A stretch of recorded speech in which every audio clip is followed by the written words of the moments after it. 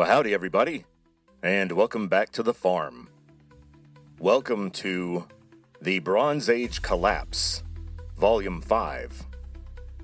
I've been on a little bit of a break, so I decided I needed to come out swinging and go ahead and finish up our story of the Exodus and continue with other subjects on the Bronze Age Collapse. Today we're going to talk more about the Exodus story and some of the historical events or archaeological finds that may be related to the event. And a lot of this is going to be related to and leaning toward Christopher Nolan's new movie, The Odyssey, starring Matt Damon as Odysseus. And I'm hearing almost nothing but good things. In fact, the worst reviews are just saying that it's kind of slow and pretentious in parts.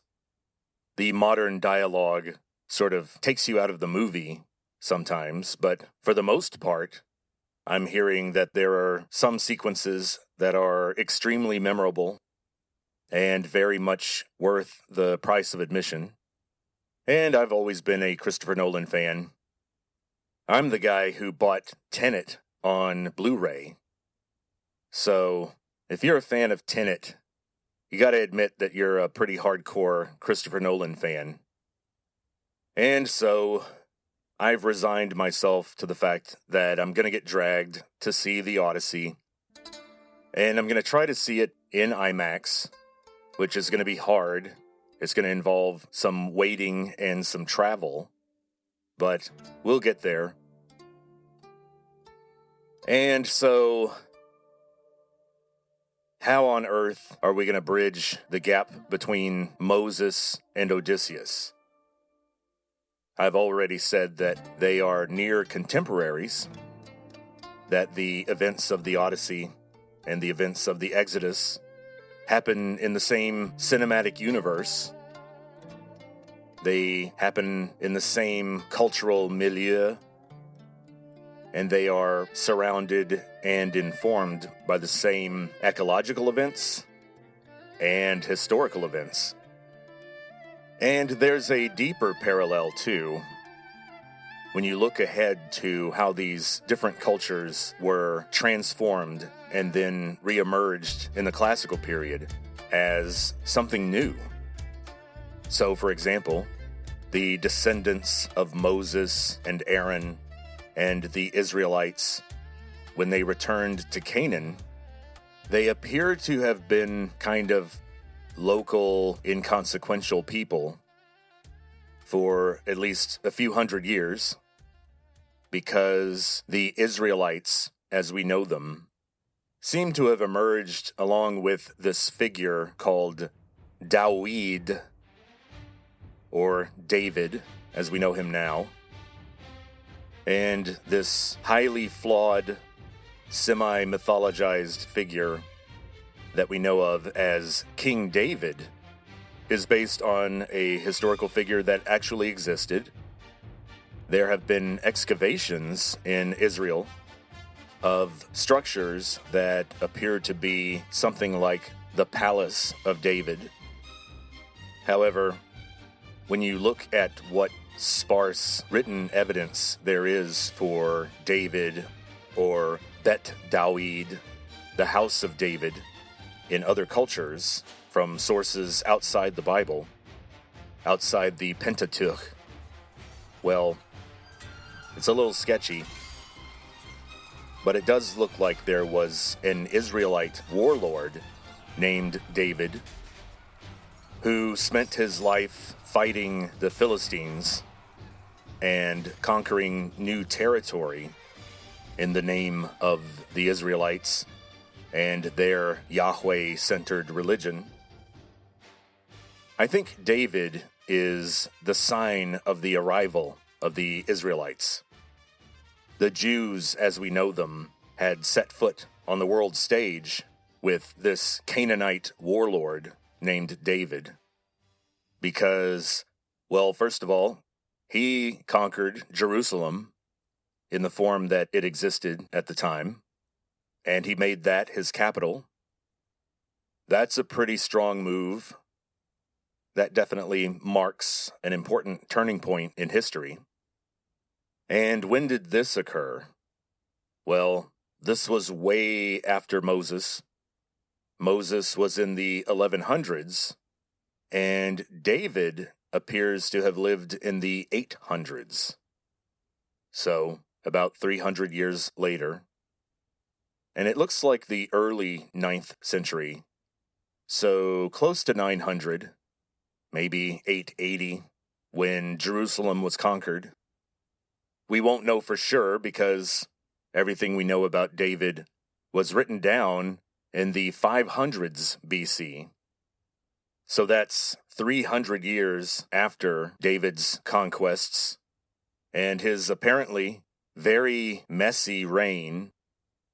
You probably were not a very popular or upstanding leader when so much hot tea got passed down orally for 300 years, so that when people started writing about you, the first thing they talked about was your adultery, your setting up people to get murdered, assassination plots.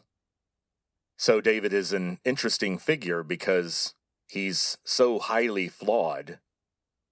And if you follow the historical convention of trusting sources that are more inconvenient for a particular agenda, then the information we have about David should be taken fairly seriously, because this man who unified Israel and Judah and conquered Jerusalem and set the Jews on the path that they would be on throughout the classical period, the fact that the sources that we have about him talk endlessly about his faults and the unsavory activities he got up to, that should lead us to think that there's probably some truth in that. However, we can't be so trusting of David's counterpart to the west. And here I'm talking about a figure named Theseus. So you have Dawid in the east, who unified the Israelites and made their capital Jerusalem. To the west, you have this guy, Theseus, who unified the lands around the Acropolis in southern Greece, in Attica, to create the Synoikismos of Athens. And Synoikismos is just the unification of different people under one household. Oikos means a household in Greek, and nomos means a law or rule or guideline for something. And so the Greeks had this subject called oikonomia, which would be the management of the household, or guidelines for maintaining a household budget. And that's where we get the word economy from. Of course, in the modern age, we expanded everything from the household to the state. So instead of the economy being just all of these individual households managing their affairs separately, now we think of the economy as something that's completely global and not really in anyone's hands. So that's weird. That really shows the difference in the attitudes between ancient people and modern people. And so, what does Theseus have to do with David? Well, they almost certainly never met. They didn't know about each other. But strangely, they did very similar things at almost the exact same time. So while David was doing his David stuff in the early 800s, which of course means 850 to 900, because this is BC years, so we have to think of everything backwards. that was right around the time that the events surrounding the Theseus myth happened. So it's interesting that Jerusalem and Athens, in the form they took during the classical period, these cities were formed, meaning the households around that area were united around a new city center. I think it's fascinating that these two events surrounding these two cities occurred at almost the same time, because a lot of scholars have described Western civilization as a culture that oscillates between two extremes. And one extreme is called Athens, and the other extreme is called Jerusalem, where Jerusalem represents a tradition focused more on nuclear families, on baseline economic production, highly restrictive views on sexuality, a focus on written religious traditions, and an overall turning away from our more physical or animalistic nature. And definitely a lack of visual art, and especially theater or wild imaginative epics.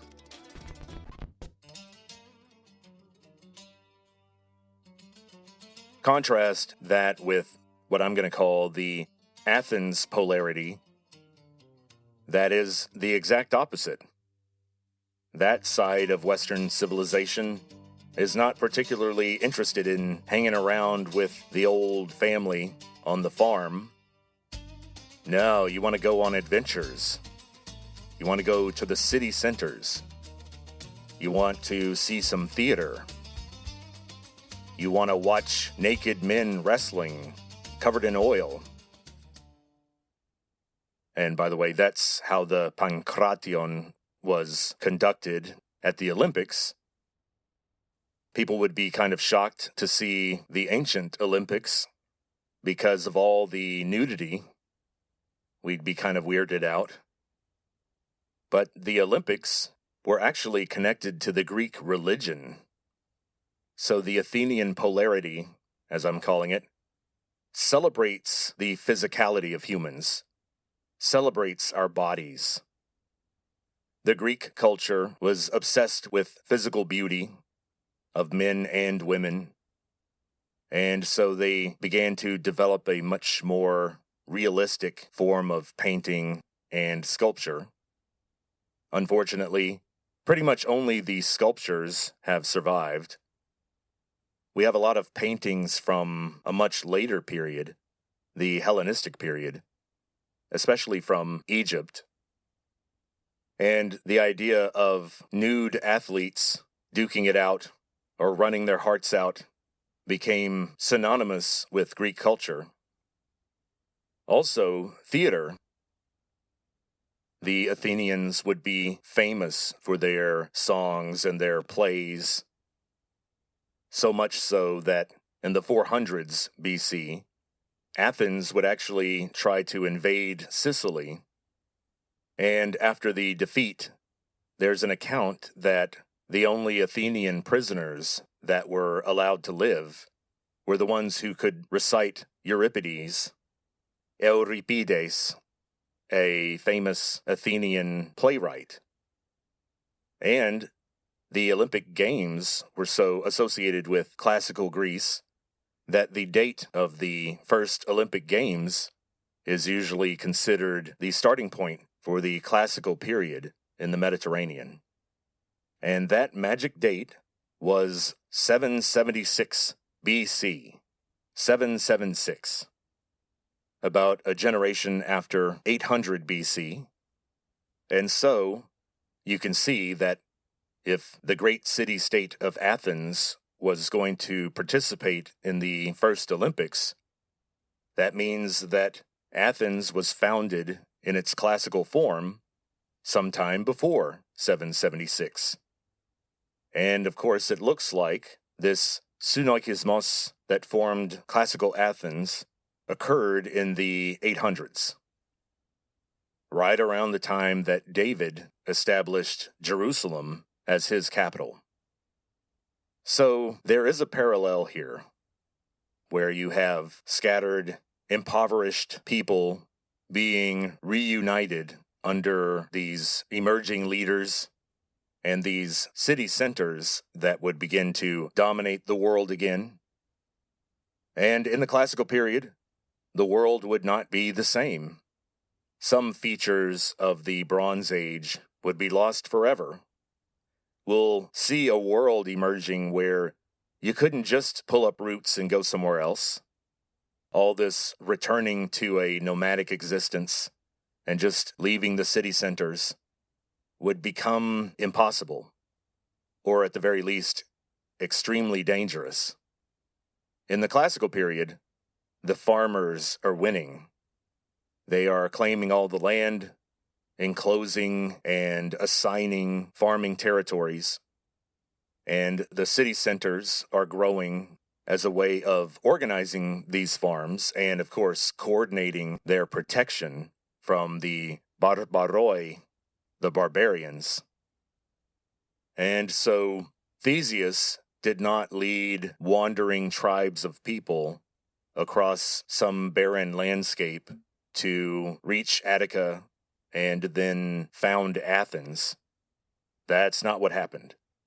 Theseus was apparently the descendant of nobles in that area, and after some amazing feats, he became a hero who was able to lead the Sunoikosmos to form Athens out of people who were already there.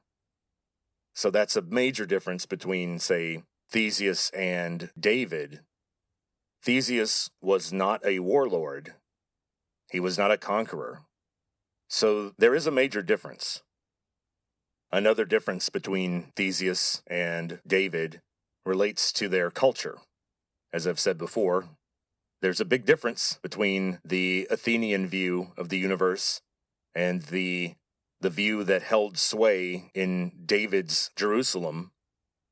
And that's the difference between the wild, fluid, unregulated polytheism of Athens and of Greek culture in general, and the stern monotheism that held sway under David. The Jews were united under the very studied and careful worship of their God, Yahweh. And so, where did this Yahweh come from? And you know where I'm headed. We got to go back to Moses if we want to figure out the religious views that shaped David's world. Then we have to go back 300 years to his predecessors. These legends from the late Bronze Age, Moses and Aaron. And this being, this God named Yahweh. Now, there is some evidence that Yahweh precedes Moses. In fact, there is one interpretation of an Egyptian inscription from the time of the pharaoh Amenhotep III, which would be slightly after 1400 BC. And on this inscription, they talk about these nomads from Midian and Edom, which is in the northern portion of the Arabian Peninsula. What do you know? A few hundred years into the Israelites' settlement in Egypt under Joseph, around 1600 BC. Well, around 1400, here we have a mention of their God. Now, the chief deity of Canaan was a patriarch god called El, E-L. Now, the word El is problematic because it's very generic. It kind of just means God, kind of like Deus in Latin.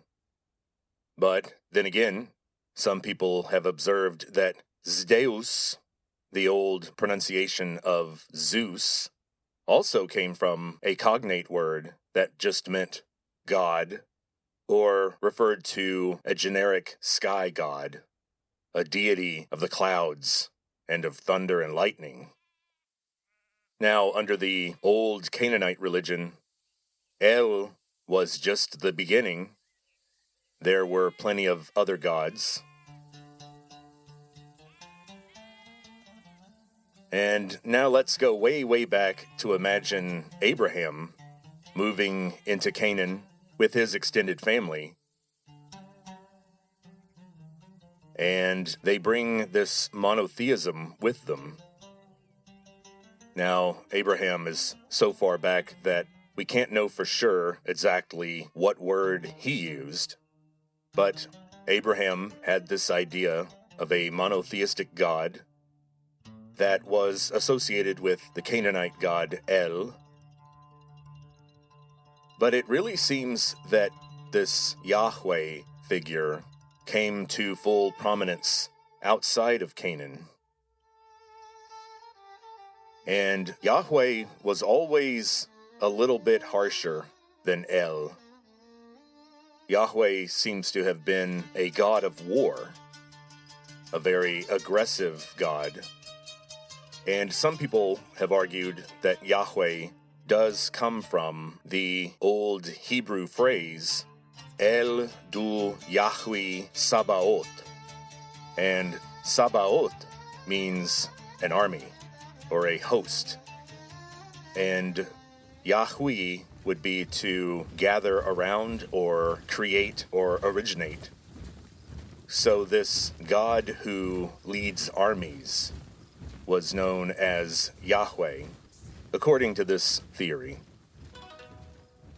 Now, is all this wondering about who believed in what, and what the gods' names were, and all that stuff, is it really all that important?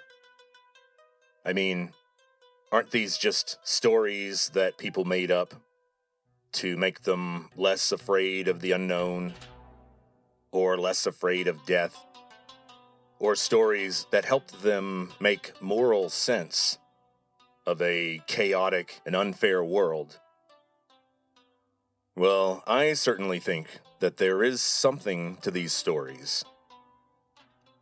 I don't think they're just reflections of some quirk in human psychology. I think they actually mean something. And I think that they point to specific events, transformative encounters that people had. For example, if we're gonna investigate Yahweh, this name for God that sprang up somewhere south of Canaan, maybe in Midian or even Sinai, if we want to find out where Yahweh came from, I think we have to go back to Abraham's encounters with the divine.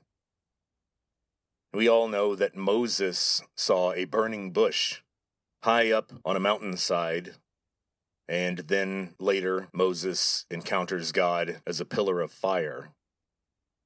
So Moses never met a being in some sort of human form that claimed to be God. But Abraham did. Way, way back, outside of Ur, in Mesopotamia, Genesis chapter 18 tells us that Abraham, then known as Abram, and his wife were visited out of the blue by 3 strange men. 3 men came to their door, and Abram was a very generous and kind host to these traveling strangers. And they were so pleased with Abram's behavior that during the conversation over dinner, they explained to Abram that his wife Sarah was pregnant and would bear a child before they returned. and Sarah was listening outside the room to the men's conversation, and the men could hear her laughing when they said that she would get pregnant because she had already gone through menopause. She and her husband were already of very advanced age. So this was weird news. Now, Genesis 18 refers to these three beings, and at least the one being that said that Sarah would be pregnant. The book refers to this being as God, as the Lord, Adonai. So that's weird. It's a little less weird if you are a Trinitarian Christian and you look at this and say, the first time that God bodily met with a human being after the expulsion from the Garden of Eden, because Noah really just heard voices and had visions, Abram was the first person to have God walk into his house and have dinner with him. A lot of Christians would look at that and say, so God chose to enter the house as three people? God is sort of represented as three separate persons. That sounds familiar. And if you're not Christian out there, we're talking about the Trinity, the Father, Son, and the Holy Spirit. But that's just one interpretation.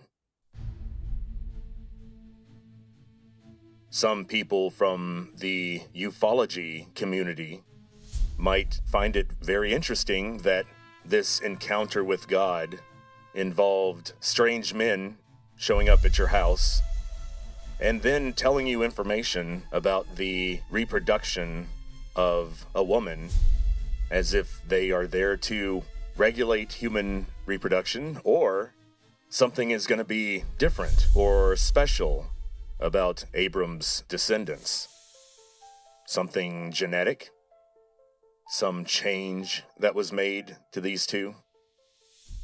Well, I find that fascinating, but I don't go with the idea that Abram and Sarah were more or less abducted and tinkered with genetically. I'm putting that out there, but that's not what I really think. Although, I want to say here that that's just a really weird thing to make up. That the chief deity of the universe, and later on, the only deity in the universe, would come to someone's house to have dinner and then tell them that their wife is pregnant. That's kind of unexpected. Maybe even anticlimactic, because it turns out that Abram's children were not superheroes. Nobody was a genius with a giant brain. Nobody could fly. Nobody could see the future. The biblical sources seem to indicate that it was their belief system and their moral habits and their way of life was their superpower. It's what kept them alive. It's what helped Lot avoid the fate of all the other unfortunate inhabitants of Sodom and Gomorrah. And if we look at the accounts of Abraham's descendants, they seem to continue to have a very close relationship with this deity that revealed itself to Abram and later changed the man's name to Abraham. And it's interesting because during this same period, the accounts of human actions and thoughts from this period, both in the East and in the West, show a kind of cognition that seems to be a little bit different from modern people. Now, a lot of people have interpreted this as just a very different culture. A culture that places a lot of human intellect and discovery and human action and choice on gods, on disembodied spirits that give people information, that tell them what to do. We see this a lot in Homer. In fact, one of the things I'm steeling myself to endure is the hyper-modernization of the Odyssey. No doubt, Nolan's going to tell one great story, but from what I've read, the role of the gods is almost entirely absent. But when you read Homer, they're everywhere. They're behind almost every decision. It's almost like people could hear the gods in a way that's more real, more convincing, I suppose, more forceful than what we can perceive in the modern world. And again, people have interpreted that as a cultural difference. But there is an interesting theory out there that was proposed by a man named Julian Jaynes, Jaynes. And in 1976, he proposed his idea of the bicameral mind. Bicameral. Bicameral. And he wrote a book in 1976 proposing that as recent as 3,000 years ago, i.e., the Bronze Age collapse, that humans were neurologically different, that the left side of the human brain and the right side of the brain were more separate, were more independent, that the corpus callosum that connects the two was either attenuated or mediated in some way. And what he's proposing is that the right brain produced impulses and images that would be imported into the left side of the brain, and the left hemisphere would try to make sense of them, and in particular, convert the impulses into language. So in other words, humans perceived themselves as being guided by voices and visions. Now this is a weird idea, but it does explain a lot. People did seem to be quite different. And this difference, as we're seeing, is spread across a broad range of cultures. In other words, what if Agamemnon did the awful thing he does to one of his family members because when he said that a god led him to do it, or gave him the idea, or encouraged him to do it, he wasn't just grasping for any old excuse. He was actually explaining what went through his mind. And so this God that revealed himself to Abraham was brought into Canaan, and then later brought into Egypt. And this collision between these monotheistic Canaanites and the Egyptians produced people like Moses and the events of the Exodus. And so, according to the Exodus account, Moses met the burning bush early on in his life in the northwestern portion of the Arabian Peninsula in Midian, a little bit after the year 1200. But remember, we have some evidence of people worshiping some deity named Yahweh about 200 years before that. So it seems like Moses attributed Yahweh to his two encounters on mountaintops with the divine.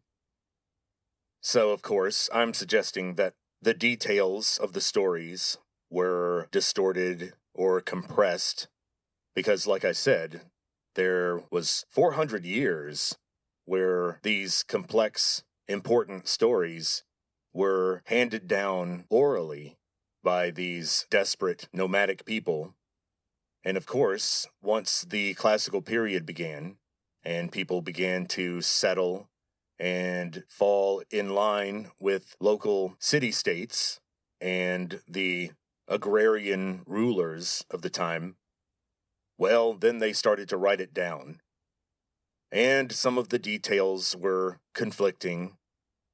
We have to consider that when these accounts were written down, say in the 700s or the 600s, or even as recent as the 500s BC, the accounts were edited and were produced in a way that supported the social and political and even military agendas of the powers that be at the time. And so this is why, by the time Genesis is written down, there are different ideas about God, and we see God referred to in different ways by the different authors of Genesis, who came from different traditions and had different agendas. Like, for example, there is the old voice that refers to God as Yahweh, but then there's the priestly source, meaning an author who was part of the priesthood, most likely someone who traced their paternal ancestry back to Aaron. And so we're looking at these stories through a very cloudy lens. The details are fuzzy and uncertain, but we're looking at something that really happened, I think. The echoes of very strange events and strange encounters. So I don't think all this stuff was just made up in the middle of the classical period, primarily because it's not the kind of stuff you'd make up to support the powers that be. It presents a picture of wandering, confused, violent ancestors. And so I think there is some value to studying these accounts. I think that these events are echoes of something important. In the next episode, we'll talk more about the Ten Commandments and all of the laws in Deuteronomy.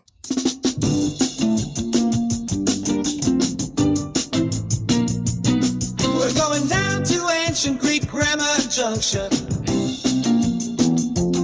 where every word has a specific function. It ain't fun, it ain't sexy, it's not even all that interesting. But for some reason, Vincent is obsessed. So let's hear him out.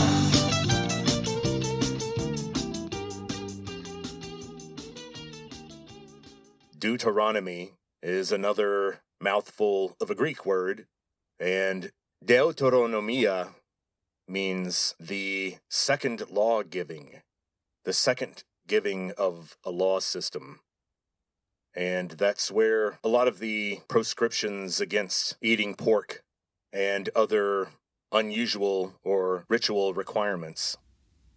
And while I do think that something mysterious happened on Mount Sinai, I'm not going to argue that the Ten Commandments were inscribed on stone tablets at the top of the mountain, and Moses brought the Ten Commandments down to the Israelites and was shocked to find them worshiping a golden idol of a calf, a very clear feature of the Canaanite religion. Now, I think that story says a lot about the internal divisions and the lack of homogeneity in that group that Moses and Aaron led out of Egypt. They clearly weren't all committed monotheists. I'm going to suggest that the Ten Commandments and the laws presented in Deuteronomy were developed over the next few hundred years leading up to King David. So this is a case where details are getting compressed and also served up in a way that will support the powers that be and the rules, the Mosaic law, as it was called, was very important for the power structure that was centered on Jerusalem. Another interesting detail of the Exodus story is something we've already talked about in the series Revelations of the Apocalypse, where we talked about the tabernacle. In the Revelation to John, the author refers to the tabernacle, which is more or less a portable temple, a portable shrine to Yahweh that the Israelites brought with them and set up anytime they set up camp while they were wandering in the wilderness. And it comes from the Latin word tabernaculum, kind of like the little table. But it was a big tent, and it was gated and kept separate from the rest of the camp. Now, I'm going to argue that this is an echo of the nomadic and pastoral culture that Moses and Aaron were leading out of Egypt, because one could argue that the construction and design of the tabernacle was based on the fancy tents of tribal rulers back in prehistoric times, back in the earlier Bronze Age. And while the people who followed Moses definitely had ancestors who were farmers, a lot of the Israelites were dedicated farmers, but a lot of them, maybe even a majority of them, had pastoral or nomadic ancestors. And in those cultures, tents figure prominently. I think of the yurts of the Mongols, or the tents of the Arab Bedouin. And so does this indicate that Yahweh God was the God of pastoral people or nomadic people? Is this the reason for the Cain and Abel story? Remember, Cain was a farmer, and when they brought sacrifices to God, Cain brought a bunch of grain. He brought the best of his latest crop. In the meantime, Abel was a shepherd. Abel raised animals. And when he brought a sacrifice to God, he brought something that he was going to kill. He brought a living sacrifice. Blood and bones. And in Genesis, it's clear that God preferred the animal sacrifice. And so Cain was jealous and enraged, and later on, he kills Abel. Is this an echo of this pastoral religion, the connection that Yahweh had with warlike bands of shepherds? Is that why Yahweh was housed in a fancy tent? And again, I've talked about this pretty intense tension between pastoral people and agricultural people. And speaking of that tension, let's zoom ahead to a related phenomenon that we see in the classical period, i.e., after the Bronze Age collapse and after the farmers won with their big cities and their big armies. But even there, we see more of an echo of the Bronze Age, and in particular, the Bronze Age social structure. So just like I'm arguing that the tabernacle represented the homes of the tribal leaders of the past, archaeologists noticed a long time ago that the temples that the Greeks built in the classical period follow the layout of the fancy homes of warlords in the Mycenaean period. So in other words, if we were to imagine the palace of Odysseus or of Agamemnon, they were rectangular structures that were surrounded by columns, a colonnade. However, back in the Bronze Age, the columns were timbers They were made of wood, not marble or tufa, a kind of limestone. So when we think of the Parthenon, for example, which is a temple dedicated to Athena, it's basically a Bronze Age style home for this powerful deity. And of course, it's huge and opulent and overwhelming, made out of carved and painted marble instead of just wood and regular old cut stones and bricks. And by the way, remember that everything in the Bronze Age and in the Classical period was brightly colored and painted all the time. The sterile, white, somber-looking statues and monuments that we see now in museums, you have to go back and put some paint on them. You have to remember that ancient people loved bright colors. They would hate what their stuff looks like in museums now. That wasn't them. I do have an issue with how grim everything looks in the trailers for the Odyssey.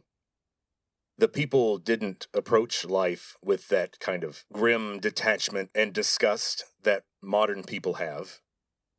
Homer goes on and on about how beautiful their armor, their shields, and their ships were. And archaeology has confirmed this. Well, that's it for this episode. In the next episode, we'll talk more about Egypt and what was going on there while Moses and Aaron were leading the Israelites in the wilderness. We'll also talk a lot more about Athens. There was a very powerful Mycenaean Athens that was at the peak of its power around 1400 BC. So Athens definitely had continuity with the Bronze Age, like other older cities in the East. And according to archaeology, humans had been living in that area since around 10,000 BC. And there are a lot of mysteries as to why the city was named Athens. The Athenas. You have to remember that in Greek, the name of the city is plural. The city was called the Athenas. And so there's kind of a mystery as to why that is. And Athena, you have to remember, was a really strange deity. We'll talk more about her. And also the fact that she might have originated as an owl deity, a deity that was personified by the giant creepy owls that were known to live in the woods in Attica at the time. And sure enough, Athena is always portrayed with these very large, creepy eyes. And the 30-foot statue of Athena that originally was featured inside the Parthenon was known for being pretty terrifying, and her giant eyes supposedly looked like they were always staring at you.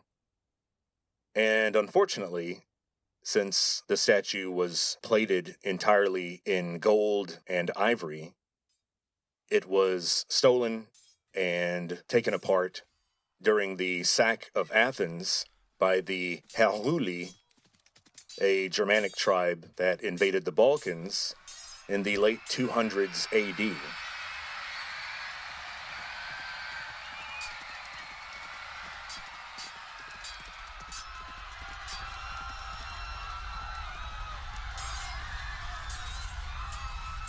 So, Athens was a very old city and had a very long history. And the origins of Athens were stranger than I think some people might imagine. In the next episode, we're going to have to talk about this guy named Solon. Solon was the famous lawgiver of Athens. Yes, the Athenians had a lawgiver just like the Israelites, even though the laws of Solon took effect in Athens hundreds of years after the laws of Moses held sway over the Israelites in Canaan. But the weird thing about Solon is that he traveled to Egypt. And in one of Plato's dialogues, Plato gives an account of Solon's conversations with some of the elders and scholars of Egypt. And they tell him some weird stuff. Basically, they inform him that they were aware that civilizations had come and gone in the past, and that as old as Egypt was, it wasn't the first.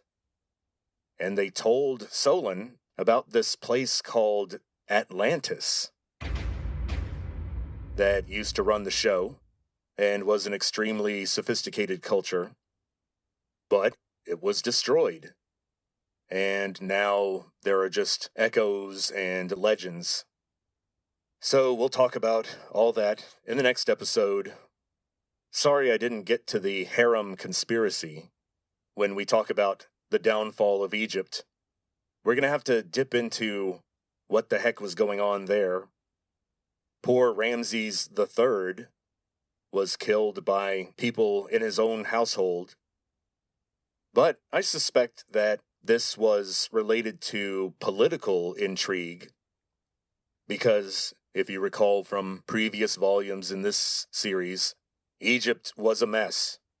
You had labor strikes, riots, slave communities that were wandering off, looking for a better life.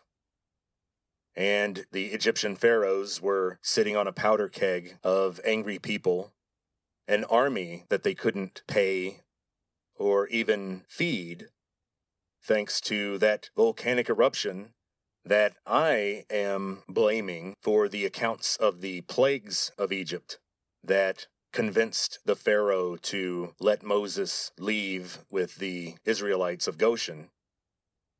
So, we'll continue our dive into this weird world with all of its hints and legends to what came before settled classical civilization. It was a mess. So, we'll try to bring some semblance of order and understanding to this big pile of facts, to all these angry, warring, desperate people. And we're going to talk more about this Yahweh character and how he introduced himself to Moses, and what did that encounter mean. And so, until then, talk to you later.